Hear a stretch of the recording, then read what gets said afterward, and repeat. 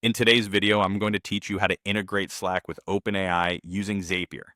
This powerful workflow will enable you to automatically send messages from your Slack channel to OpenAI's ChatGPT and receive AI-generated responses seamlessly. Let's get started with setting everything up. First, we'll focus on establishing a trigger using Zapier.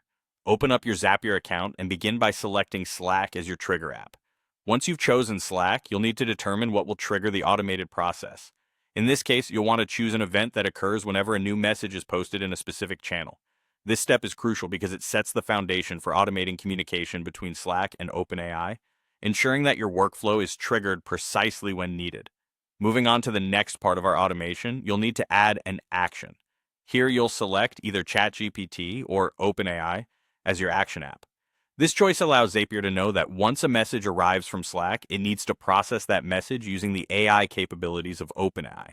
Think of it as connecting the dots between your communication platform and your AI tool, ensuring they can talk to each other effectively. Once you've selected your action app, it's time to connect your OpenAI account to Zapier. This step is all about authorization and making sure Zapier has the necessary permissions to access your OpenAI account. Simply follow the prompts to input any required credentials and establish the connection. This is a straightforward yet essential step to ensure everything functions smoothly. Now that you're connected, you'll need to customize how you send prompts to OpenAI.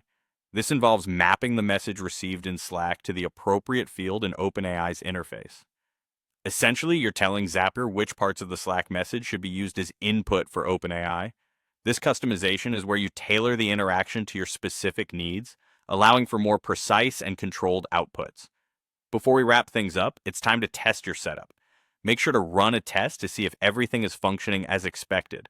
By testing your automation, you can catch any potential issues before they become problems.